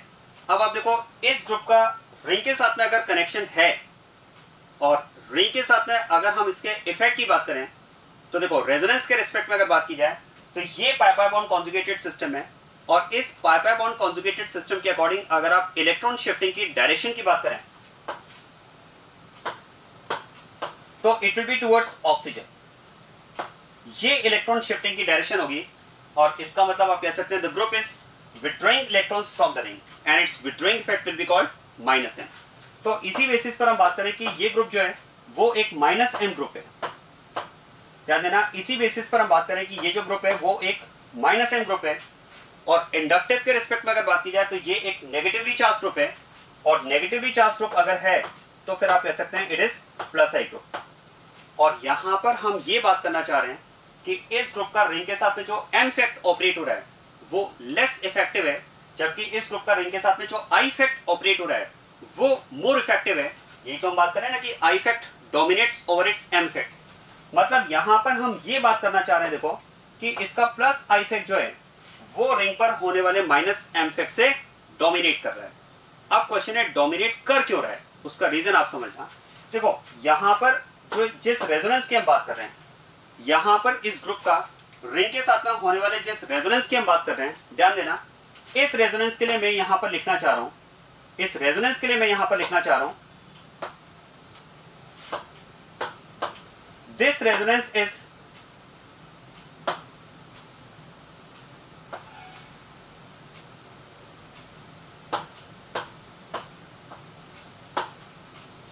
this resonance is less important resonance for the molecule। आप ध्यान देना, इस बात को बहुत अच्छे से समझना। इस ग्रुप का रिंग के साथ में जो रेजोनेंस हो रहा है वो मैं कहना चाह रहा हूं कि इस ओवरऑल मॉलिक्यूल के लिए ये एक लेस इंपॉर्टेंट रेजोनेंस है। क्वेश्चन है हमने इस होने वाले रेजोनेंस को लेस इंपॉर्टेंट क्यों कहा, क्योंकि इस रेजोनेंस के कंपैरिजन में मॉलिक्यूल के पास एक और रेजोनेंस अवेलेबल है, एंड दैट रेजोनेंस, जिस सेकंड रेजोनेंस की अवेलेबिलिटी की मैं बात कर रहा हूं, that resonance is more important as compare to this resonance. Question है वो सेकंड रेजोनेंस कौन सा है, जरा ध्यान देना। क्या हम बात कर सकते हैं, इस CO ग्रुप का रिंग के कार्बन के साथ कॉन्जुगेशन तो है, लेकिन इस CO ग्रुप का इस नेगेटिवली चार्ज्ड ऑक्सीजन के साथ में भी तो कॉन्जुगेशन है ना, तो फिर तो इस कॉन्जुगेटेड सिस्टम में भी तो हमें रेजोनेंस मिलेगा। चलिए आप देखो, अगर हम सेकंड कॉन्जुगेटेड सिस्टम की बात करें तो मैं कहना चाह रहा हूं कि this negative charge is in conjugation with pi bond, right. और यहां पर अगर आप इलेक्ट्रॉन डीलोकलाइजेशन की डायरेक्शन की बात करेंगे तो ये इसमें इलेक्ट्रॉन डीलोकलाइजेशन की डायरेक्शन होगी। आप याद करें, यहां तो ट्रिक आप अप्लाई कर सकते हैं, convert lone pair into pi and pi bond into lone pair, ठीक है। तो यहां पर मैं कहना चाह रहा हूं कि मॉलिक्यूल में ये भी एक कॉन्जुगेटेड सिस्टम प्रेजेंट है, और इस कॉन्जुगेटेड सिस्टम के थ्रू होने वाला जो रेजोनेंस है, अब ध्यान देना, इस कॉन्जुगेटेड सिस्टम के थ्रू होने वाला जो रेजोनेंस है वो रेजोनेंस में बात करना चाह रहा हूं कि that resonance is more important resonance for the molecule.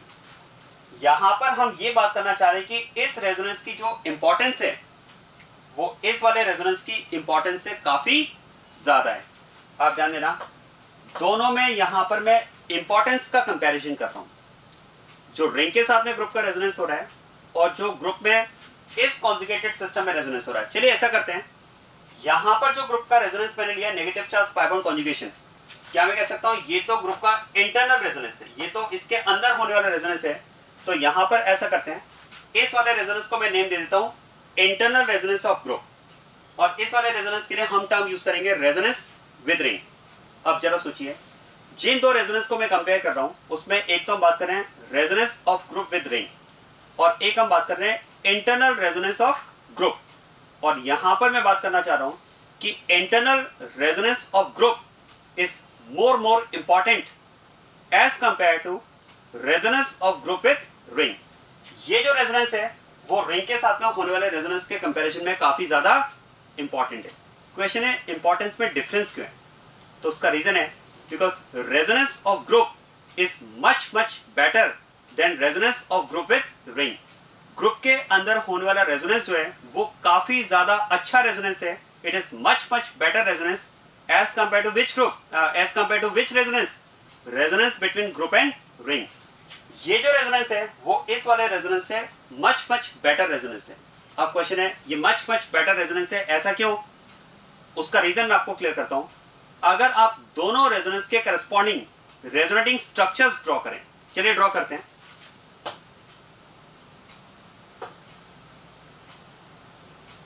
देखो इस वाले रेजोनेंस के करस्पॉन्डिंग अगर मैं रेजोनेटिंग स्ट्रक्चर ड्रॉ करता हूं, lone pair into pi, pi into loan pair,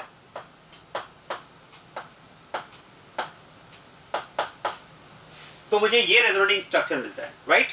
और अगर मैं इस ग्रुप का रिंग के साथ में जो रेजोनेंस हो रहा है इस कॉन्जुगेटेड सिस्टम के अकॉर्डिंग रेजोनेटिंग स्ट्रक्चर ड्रॉ करता हूं,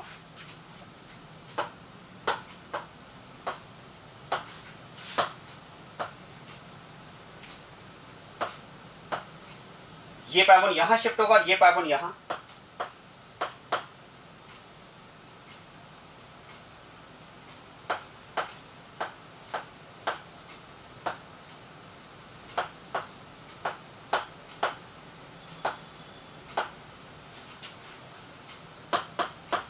तो हमें ये रेजोनेटिंग स्ट्रक्चर मिलेगा। अब आप ध्यान देना, मैं यहां पर कहना चाह रहा हूं कि this resonance is much better than this resonance. और ये कंपैरिजन हम किस बेसिस पे कर सकते हैं?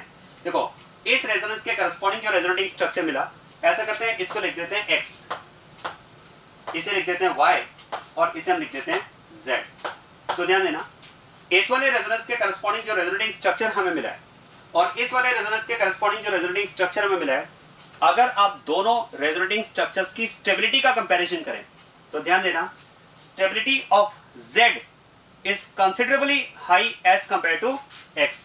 z की जो स्टेबिलिटी है वो x के कंपैरिजन में काफी ज्यादा है। सुनिएगा इस बात को, अगर मैं यहां पर रेजोनेटिंग स्ट्रक्चर्स x और z का स्टेबिलिटी कंपैरिजन करता हूं, ध्यान देना,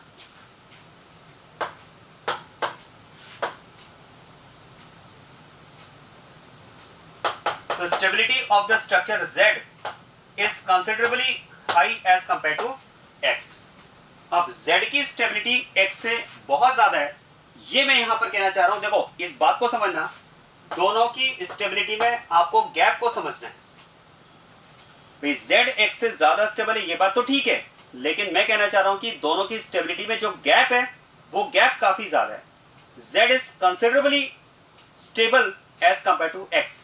Z की स्टेबिलिटी X के कंपैरिजन में कंसिडरेबली हाई है, क्योंकि देखो, दोनों की स्टेबिलिटी में जितना ज्यादा गैप होगा, सुनेगा इस बात को, दोनों स्ट्रक्चर्स की स्टेबिलिटी में जितना ज्यादा गैप होगा, इन दोनों स्ट्रक्चर्स की इंपॉर्टेंस में उतना ज्यादा गैप होगा। क्योंकि देखो, अगर हम बात करें कि एक्चुअल मॉलिक्यूल क्या होगा, तो एक्चुअल मॉलिक्यूल हम कहते हैं कि रेजोनेटिंग स्ट्रक्चर्स का हाइब्रिड होता है। आप इसको ऐसा समझ लो कि जैसे एक टीम होती है ना, तो एक टीम में जितने भी प्लेयर्स होते हैं, जैसे एक क्रिकेट टीम की बात करें तो क्रिकेट टीम में जो 11 प्लेयर्स हैं, उन 11 प्लेयर्स को मिलाकर के एक टीम बनी है। तो आप कह सकते हैं टीम में स्ट्रॉन्ग प्लेयर्स की जो इंपॉर्टेंस होती है वो ज्यादा होती है। या आप ये कह सकते हैं कि उस टीम के जो कैरेक्टर्स होते हैं वो मेनली किससे डिसाइड होते हैं? उस टीम के स्ट्रॉन्ग प्लेयर्स के कैरेक्टर से डिसाइड होते हैं। जैसे मान लेते हैं कि अगर टीम में ऐसे प्लेयर्स कुछ जो 11 प्लेयर्स हैं, उन 11 प्लेयर्स में से मान लेते हैं कि हमारे 2 या 3 प्लेयर्स हैं वो बहुत ही अच्छे बैट्समैन हैं, तो ओवरऑल एक स्टेटमेंट ऐसा आ जाता है कि इस टीम की बैटिंग लाइन बहुत अच्छी है। या हो सकता है कि उस टीम में अगर 2 या 3 प्लेयर्स ऐसे हैं जिनकी बॉलिंग बहुत अच्छी है, तो ये एक स्टेटमेंट दिया जाता है कि इस टीम की बॉलिंग लाइन बहुत अच्छी है। या अगर टीम में 2 या 3 प्लेयर्स ऐसे हैं जिनकी फील्डिंग बहुत अच्छी है, तो हम ये कहते हैं कि इस टीम की फील्डिंग बहुत अच्छी है। मतलब आप कह सकते हैं कि एक टीम के कैरेक्टर्स को कौन डिसाइड करता है? उस टीम के जो स्ट्रॉन्ग प्लेयर्स होते हैं वो डिसाइड करते हैं।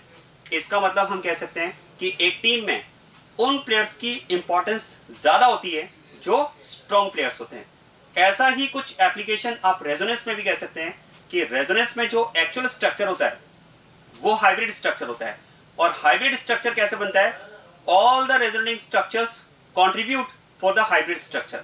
मतलब एक एक्चुअल स्ट्रक्चर में, एक हाइब्रिड स्ट्रक्चर में सारे रेजोनेटिंग स्ट्रक्चर्स का कंट्रीब्यूशन होता है। सारे रेजोनेटिंग स्ट्रक्चर्स के कैरेक्टर्स कंट्रीब्यूट करके एक्चुअल स्ट्रक्चर के कैरेक्टर्स को डिसाइड करते हैं। और इसीलिए हम बात करते हैं कि इसीलिए एक हाइब्रिड स्ट्रक्चर में उन स्ट्रक्चर्स की इंपॉर्टेंस ज्यादा होती है, उन रेजोनेटिंग स्ट्रक्चर्स की इंपॉर्टेंस ज्यादा होती है जो ज्यादा स्टेबल होते हैं। क्योंकि देखो, कोई भी रेजोनेटिंग स्ट्रक्चर जितना ज्यादा स्टेबल होगा, उसके कंट्रीब्यूशन से आप कह सकते हैं ओवरऑल हाइब्रिड स्ट्रक्चर की स्टेबिलिटी भी हमें ज्यादा मिलेगी। आप सोचिए, एक हाइब्रिड स्ट्रक्चर कौन से स्ट्रक्चर का कंट्रीब्यूशन ज्यादा चाहेगा? मोर स्टेबल रेजोनेटिंग स्ट्रक्चर का या लेस स्टेबल रेजोनेटिंग स्ट्रक्चर का? मोर स्टेबल रेजोनेटिंग स्ट्रक्चर का। भाई एक हाइब्रिड स्ट्रक्चर तो यही चाहेगा कि जो मोर स्टेबल रेजोनेटिंग स्ट्रक्चर है उसका कंट्रीब्यूशन ज्यादा हो, ताकि ओवरऑल एवरेज स्टेबिलिटी जो है वो मॉलिक्यूल की ज्यादा रहे। तो आप ये कह सकते हैं कि एक हाइब्रिड स्ट्रक्चर के लिए उस रेजोनेटिंग स्ट्रक्चर की इंपॉर्टेंस ज्यादा होती है जो मोर स्टेबल रेजोनेटिंग स्ट्रक्चर होता है। तो बस ये मैं यहां पर बोलना चाह रहा हूं कि अगर इन दो स्ट्रक्चर्स की मैं स्टेबिलिटी को कंपेयर करूं तो Z is considerably highly more stable as compare to X। और अगर X के कंपैरिजन में Z की स्टेबिलिटी ज्यादा है, तो फिर तो हम कह सकते हैं कि Z रेजोनेटिंग स्ट्रक्चर जो होगा इसकी इंपॉर्टेंस ज्यादा होगी हाइब्रिड स्ट्रक्चर के लिए as compare to structure X। और अगर Z की इंपॉर्टेंस ज्यादा है अगर हम इस बात को प्रूव कर दें कि Z की इंपॉर्टेंस हाइब्रिड स्ट्रक्चर के लिए ज्यादा है, तो फिर तो Z जिस रेजोनेंस के थ्रू बनाए उस रेजोनेंस की इंपॉर्टेंस भी ज्यादा हो जाएगी हाइब्रिड के लिए, ऐसा हम बोल सकते हैं। अब जरा देखो, ऐसा मैंने क्यों कहा कि Z की जो स्टेबिलिटी है वो X के कंपैरिजन में काफी ज्यादा है। जरा इस बात को समझना। देखो Z की अगर मैं स्टेबिलिटी को X से कंपेयर करता हूं, तो सबसे पहले तो जो सबसे इंपॉर्टेंट गैप यहां पर है, डिफरेंस यहां पर है स्टेबिलिटी का, वो आप कह सकते हैं ऑक्टेट। क्या मैं कह सकता हूं? In this structure all the atoms are having complete octet. इस स्ट्रक्चर में अगर आप देखेंगे तो सारे एटम्स का ऑक्टेट कंप्लीट है।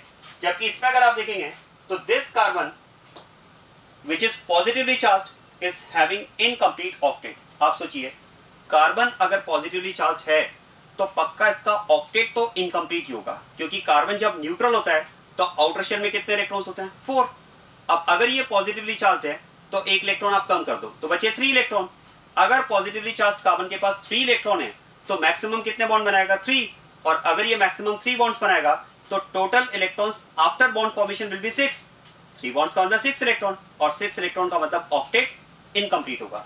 तो एक तो हम ये कह सकते हैं देखो कि Z में all the atoms are having complete octet, while in X there is an atom with incomplete octet। अब आप सोचिए, अगर incomplete octet वाला एटम प्रेजेंट है तो देखो दो स्ट्रक्चर्स का अगर आप स्टेबिलिटी कंपैरिजन कर रहे हैं, और अगर स्टेबिलिटी में ये पॉइंट ऑफ डिफरेंस है कि one is having atoms with complete octet and other is having atom with incomplete octet, irrespective of rest all factors, the structure having complete octet will be more stable than the structure having atom with incomplete octet। तो this is one of the reason why Z is more stable than X। ये तो एक reason हुआ, लेकिन इसके साथ में अगर बात करें तो जरा ध्यान देना, यहां पर अगर आप देखेंगे तो less number of atoms are charged. In this case there is only one atom that is charged, जबकि यहां पर अगर आप देखेंगे तो more number of atoms are charged. क्या मैं कह सकता हूं? स्ट्रक्चर में जितने ज्यादा एटम्स चार्ज्ड एटम्स होंगे उस स्ट्रक्चर की स्टेबिलिटी उतनी कम होगी उस स्ट्रक्चर के कंपैरिजन में जिसमें less number of atoms are charged. क्या मेरा पॉइंट समझ में आ रहा है? भैया आप देखो, एक एटम की अगर बात की जाए तो एक एटम जैसे किसी भी एटम की अगर हम बात करें, एक एटम X है तो वो क्या चाहेगा? न्यूट्रल रहना चाहेगा या चार्ज रहना चाहेगा? Which atom will be better, neutral atom और चार्ज एटम? तो हम बात कर सकते हैं neutral will be better than charge. तो फिर तो हम कह सकते हैं in this case less number of atoms are charged, only one, while in this case more number of atoms are charged। और अगर इसमें less number of atoms charged हैं तो वो भी तो इसकी स्टेबिलिटी को सपोर्ट कर रहा है। दूसरी बात आप सोचिए, एक एटम की अगर बात की जाए, आपको क्या लगता है एक एटम, मान लो अगर हम एटम के सामने कंडीशन रख दें कि नहीं आपको तो चार्ज रखना ही है, आपको तो चार्ज रखना ही है, हाँ ये आपकी चॉइस है कि चार्ज आप पॉजिटिव रख सकते हो या फिर चार्ज आप नेगेटिव भी रख सकते हो। तो आप तो मुझे बताओ कि एक एटम को अगर चार्ज रखना ही है तो वो किस चार्ज को लाइक करेगा, पॉजिटिव को या नेगेटिव को? देखो पॉजिटिव चार्ज का मतलब तो डेफिशिएंसी ऑफ इलेक्ट्रॉन है, तो rather than having deficiency of electron the atom will like negative charge. देखो अगर पॉजिटिव और नेगेटिव में चॉइस की बात करोगे तो एक एटम नेगेटिव चार्ज को रखना पसंद करेगा as compare to the positive charge. क्योंकि देखो जैसे कार्बन को ले लो, कार्बन क्या लाइक करेगा? पॉजिटिव चार्ज को लाइक करेगा, नेगेटिव चार्ज को? आप कह सकते हैं सर कार्बन तो न्यूट्रल रहना चाहेगा। देखो न्यूट्रल तो बेटर होगा ही, लेकिन अगर मैं बात करता हूं कि नहीं कार्बन को तो चार्ज रखना ही है, हाँ ये चॉइस है कि चार्ज वो पॉजिटिव रख सकता है, नेगेटिव रख सकता है, तो फिर तो हम बात करेंगे कि rather than having positive charge carbon will like negative charge. तो देखो पहले तो आप कह सकते हैं न्यूट्रल बेटर होगा, फिर आप कह सकते हैं नेगेटिवली चार्ज एटम बेटर होगा, और फिर आप कह सकते हैं लास्ट में आएगा पॉजिटिवली चार्ज एटम। और आप सोचिए अगर एक एटम पर नेगेटिव चार्ज की हम बात कर रहे हैं, हमने कहा नेगेटिव चार्ज बेटर होगा पॉजिटिव से। अब नेगेटिव में मान लो चॉइस है कि negative on less electronegative atom and negative on more less electronegative atom and negative charge on more electronegative atom. तो बता सकते हैं नेगेटिव चार्ज कहां पर बेटर होगा? मोर इलेक्ट्रोनेगेटिव एटम पर। और अगर पॉजिटिव चार्ज की बात करें तो positive charge will be better to be on less electronegative atom. ये कुछ पॉइंट्स हैं। अब जरा सोचिए अगर मैं इस स्ट्रक्चर की बात करूं तो सबसे पहले तो देखो ऑक्टेट सारे एटम्स का कंप्लीट है। दूसरा point less number of atoms are charged, only one atom is charged. तीसरा पॉइंट अगर चार्ज है तो अच्छी बात है, पॉजिटिव चार्ज नहीं है नेगेटिव चार्ज है, और वो भी किस पर है? ऑक्सीजन पर।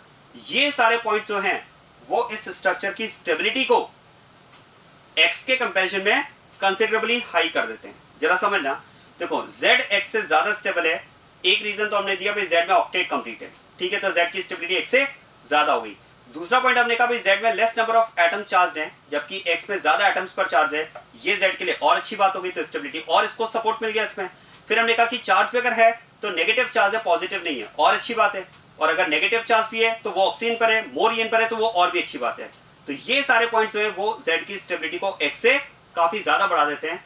बस यही मैं कहना चाह रहा था कि Z और X की स्टेबिलिटी में गैप काफी ज्यादा है, और अगर गैप काफी ज्यादा है तो फिर तो हम कह सकते हैं कि Z की हाइब्रिड स्ट्रक्चर के लिए इंपॉर्टेंस भी काफी ज्यादा होगी X के कंपैरिजन में। और अगर Z की इंपॉर्टेंस X के कंपैरिजन में काफी ज्यादा है तो फिर तो Z के करस्पॉन्डिंग जो रेजोनेंस है उसकी इंपॉर्टेंस एक्चुअल मॉलिक्यूल के लिए काफी ज्यादा होगी as compare to the resonance that is related to the structure X। तो X से रिलेटेड जो रेजोनेंस है, स्ट्रक्चर X से रिलेटेड जो रेजोनेंस है, इसीलिए हमने कहा भी इसकी इंपॉर्टेंस कम है। समझ में आ गया? तो देखो, अगर हम बात करें कि इस लेफ्ट वाले रेजोनेंस की, मतलब ग्रुप के इंटरनल रेजोनेंस की जो इंपॉर्टेंस है वो इस ग्रुप का रिंग के साथ में होने वाले रेजोनेंस के कंपैरिजन में इंपॉर्टेंस ज्यादा है। और देखो, अगर हम बात करें कि this resonance is more important as compare to this resonance, reason समझ में आ गया क्यों? Since this resonance is much much better than this resonance. और ये रेजोनेंस मच मच बेटर क्यों है? Because the structure with respect to this resonance is highly stable as compared to the structure with respect to this resonance। और ऐसे में हम बात करते हैं कि अगर ये रेजोनेंस मॉलिक्यूल के लिए लेस इंपॉर्टेंट है, तो देखो जहां भी रेजोनेंस मॉलिक्यूल के लिए लेस इंपॉर्टेंट हुआ वहां पर फिर दूसरा इफेक्ट डोमिनेट करने लगता है। तो देखो, क्योंकि ये रेजोनेंस मॉलिक्यूल के लिए लेस इंपॉर्टेंट है और इस रेजोनेंस के अकॉर्डिंग हमने कहा ग्रुप का -m है, तो क्योंकि ये लेस इंपॉर्टेंट है इसलिए यहां पर आई इफेक्ट जो है वो एम इफेक्ट पर डोमिनेट करने लगता है। So this is the reason why I effect of this group dominates over its M effect. In short मैं ये कह सकता हूं, देखो कि इस ग्रुप के अंदर होने वाला जो रेजोनेंस है, ये जो रेजोनेंस है, इसी रेजोनेंस को तो हमने कहा था ना कि it is more important resonance for the molecule. तो ध्यान देना, इन शॉर्ट आप ये कंसेप्ट माइंड में रख सकते हैं कि इस ग्रुप का जो इंटरनल रेजोनेंस है, ध्यान देना, इस ग्रुप का जो इंटरनल रेजोनेंस है वो इतना अच्छा रेजोनेंस है कि इसका किसी अदर सिस्टम के साथ में रेजोनेंस की टेंडेंसी कम हो जाती है।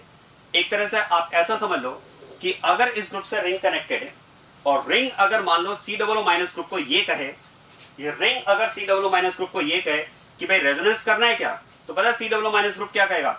मेरे पास अपना रेजोनेंस बहुत अच्छा है, मेरे पास इंटरनल रेजोनेंस बहुत अच्छा है, तो इसलिए रेजोनेंस की टेंडेंसी तो मेरी तेरे साथ में कम है। वो रिंग को क्या कहेगा कि मेरे पास अपना रेजोनेंस बहुत अच्छा है, इसलिए रेजोनेंस की टेंडेंसी तो मेरी कम रहेगी। हाँ, आई इफेक्ट की अगर बात करनी है तो कर सकते हैं। तो यहां पर आई इफेक्ट रिंग के साथ में होने वाले रेजोनेंस पर डोमिनेट करने लगता है। अब देखो, ये जो मैंने आपको स्टेबिलिटी का गैप बताया, ये जो मैंने आपको दोनों रेजोनेंस की इंपॉर्टेंस में गैप बताया, इस गैप को समझने के लिए मैं एक और एग्जांपल आपके सामने रखता हूं, बहुत अच्छे से आपको समझ में आएगा, आप ध्यान देना। चलिए ऐसा करते हैं, एक मॉलिक्यूल ये ले लेते हैं,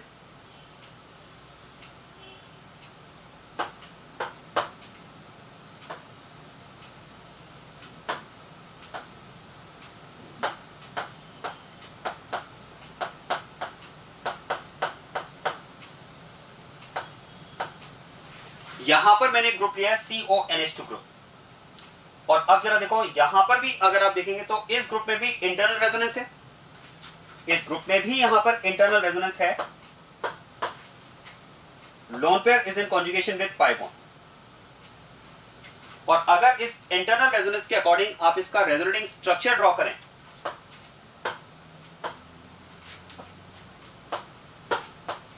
तो इसके करस्पॉन्डिंग हमें इसका रेजोनेटिंग स्ट्रक्चर ये मिलेगा।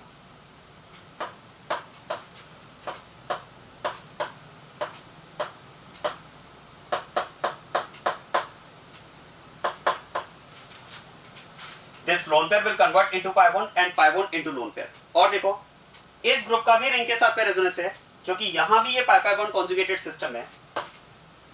चलिए फिर ऐसा करते हैं, ये रेजोनेंस भी कंसीडर करते हैं, पाई बॉन्ड कॉन्जुगेटेड सिस्टम, जिसमें shifting of electron will be towards oxygen that is more electronegative than carbon of ring. और जरा देखो, इसके अकॉर्डिंग अगर हम इसका रेजोनेटिंग स्ट्रक्चर ड्रॉ करते हैं,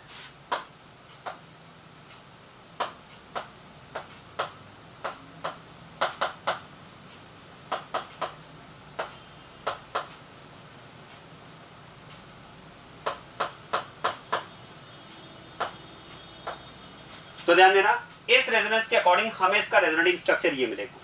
चलिए ऐसा करते हैं, इसे स्ट्रक्चर P, Q और इसे स्ट्रक्चर हम बोल देते हैं R। अब जरा ध्यान देना, देखो यहां पर अगर बात की जाए कि स्ट्रक्चर R और स्ट्रक्चर P, इन दोनों स्ट्रक्चर्स का भी अगर मैं स्टेबिलिटी कंपैरिजन करता हूं, जैसे हमने X और Z का स्टेबिलिटी कंपैरिजन किया, तो अब आप ध्यान देना,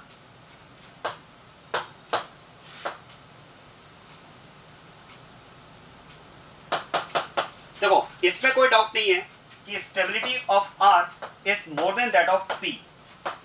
जो स्ट्रक्चर R है वो P से ज्यादा स्टेबल है, इसमें कोई डाउट नहीं है। लेकिन आप ध्यान देना, यहां पर स्टेबिलिटी में गैप, जरा समझना, यहां पर स्टेबिलिटी में गैप उतना नहीं है जितना गैप यहां पर था। इस गैप को अगर आपने समझ लिया दोनों में, तो आपको यह समझ में आ जाएगा why in COO minus group I effect dominates over M effect. ये कंसेप्ट आपको एकदम क्लियर हो जाएगा अगर आपको दोनों में गैप समझ में आया तो। अब पहले तो मैं आपको बताता हूं कि R और P की स्टेबिलिटी में गैप हमने कहा उतना गैप नहीं है जितना गैप यहां पर है, ऐसा क्यों? चलिए दोनों का स्टेबिलिटी कंपैरिजन करते हैं। देखो R is more stable then P। इसमें अगर आप सपोर्टिंग पॉइंट की बात करोगे तो the only supporting point is octet is complete. यहां पर अगर आप देखेंगे तो सभी एटम्स का ऑक्टेट कंप्लीट है, हालांकि नाइट्रोजन पॉजिटिव है बट 4 बॉन्ड पेयर्स के साथ में इसका ऑक्टेट कंप्लीट है। जबकि आप देखो again there is positively charged carbon with incomplete octet. बस आप ऐसा समझ लो कि ये एक ऐसा फैक्टर है जिसने इस स्ट्रक्चर R को यहां पर बचा लिया और R की स्टेबिलिटी हमें P से ज्यादा मिली, क्योंकि ऑक्टेट अगर कंप्लीट है और यहां पर अगर इनकंप्लीट ऑक्टेट है तो irrespective of rest all factors, the structure having complete octet will be more stable than the structure having incomplete octet।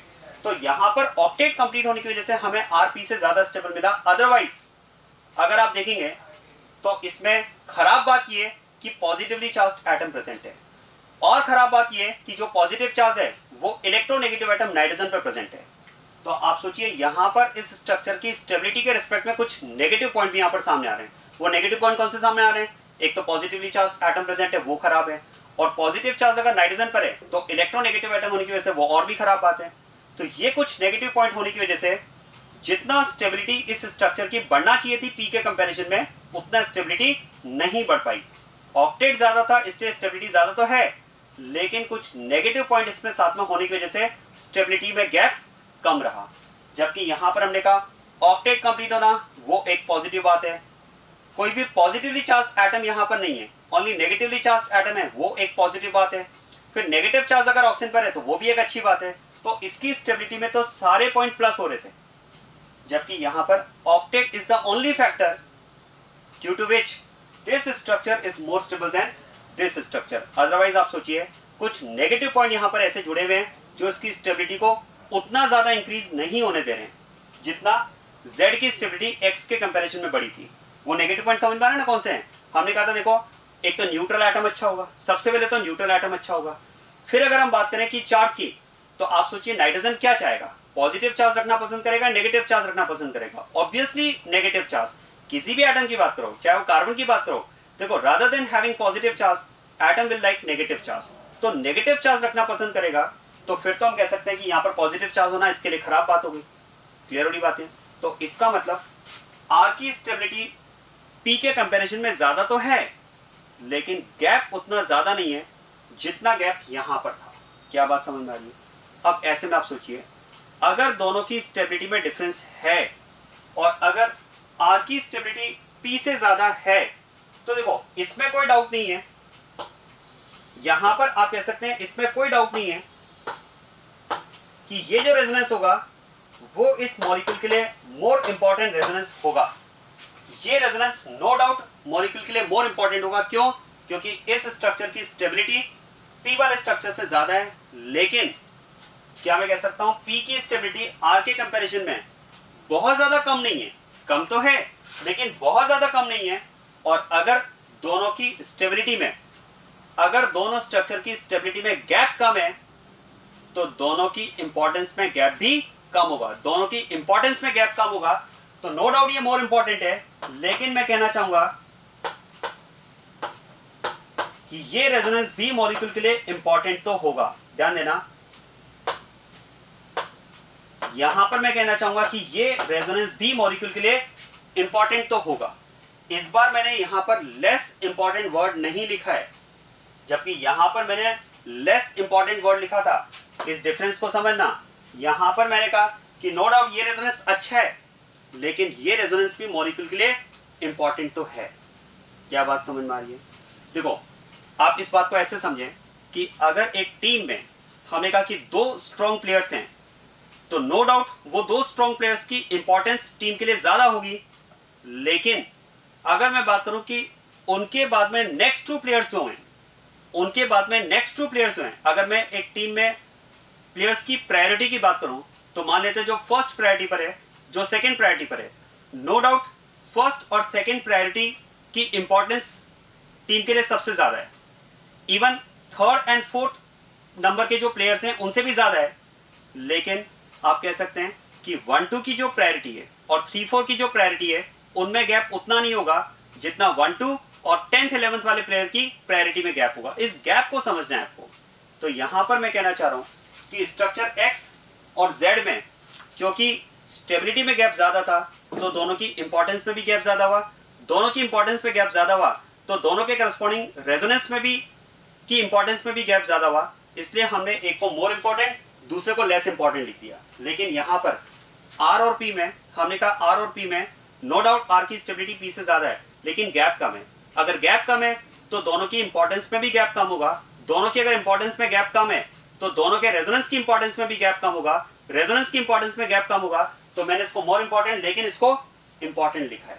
अब ऐसे में आप सोचिए, अगर ये रेजोनेंस यहां पर इंपॉर्टेंट है, अगर इस ग्रुप का रिंग के साथ में रेजोनेंस होना इंपॉर्टेंट है, तो फिर तो ग्रुप का इस रिंग के लिए कौन सा इफेक्ट ऑपरेट हो रहा है?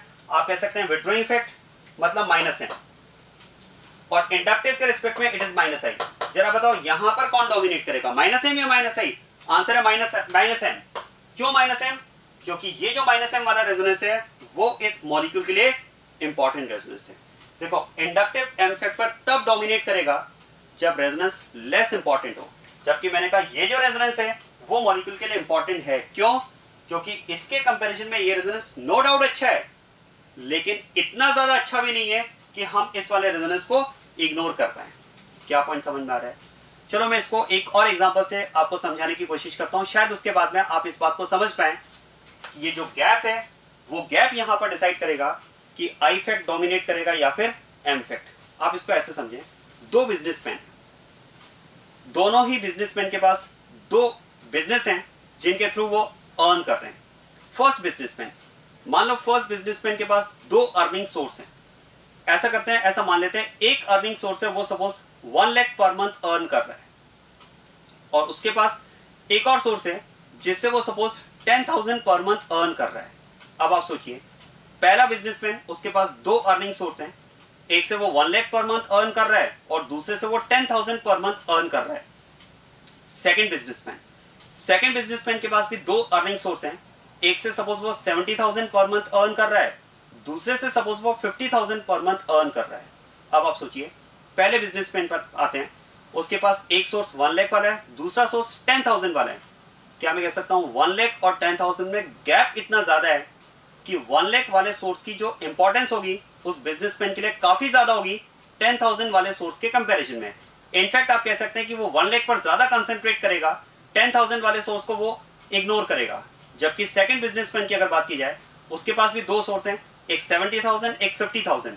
अब ध्यान देना, नो डाउट 70,000 वाला सोर्स 50,000 से अच्छा है, लेकिन गैप उतना नहीं है, उतना अच्छा भी नहीं है कि वो 50,000 वाले सोर्स को इग्नोर कर पाए। आप कह सकते हैं 70 वाले सोर्स की इंपॉर्टेंस डेफिनेटली ज्यादा होगी, वो मोर इंपॉर्टेंट होगा, लेकिन 50,000 वाला सोर्स भी उसके लिए इंपॉर्टेंट तो होगा। लेकिन पहले बिजनेसमैन के लिए आप कह सकते हैं कि 1 लाख और 10,000 में गैप इतना ज्यादा है कि 1 लाख वाला मोर इंपॉर्टेंट होगा और 10,000 वाले के लिए आप कह सकते हैं लेस इंपॉर्टेंट होगा। ऐसा ही कुछ डिफरेंस इन दोनों एग्जांपल्स में भी है। सुनिए, आप कह सकते हैं ये वाला सोर्स 1 लाख वाला सोर्स है, ये फर्स्ट बिजनेसमैन हो गया जिसका ये वाला सोर्स 1 लाख वाला सोर्स है, ये 10,000 वाला सोर्स है, तो 1 लाख वाले की इंपॉर्टेंस ज्यादा और 10,000 वाला लेस इंपॉर्टेंट। और ये सेकंड बिजनेसमैन है जहां पर हम कहना चाह रहे हैं कि ये वाला सोर्स 70,000 वाला सोर्स है, ये सोर्स 50,000 वाला सोर्स है, नो डाउट 70 वाला सोर्स अच्छा है, लेकिन आप कह सकते हैं 50 वाला सोर्स भी उसके लिए इंपॉर्टेंट तो होगा, और इंपॉर्टेंट है, जहां रेजोनेंस इंपॉर्टेंट है वहां पर एम फैक्ट ही डोमिनेट करेगा, लेकिन जहां रेजोनेंस लेस इंपॉर्टेंट हुआ वहां पर फिर आई फैक्ट डोमिनेट करने लग जाएगा। ये रीजन है why in COO minus group its I effect dominates over its M effect. क्या बात समझ में आ गई?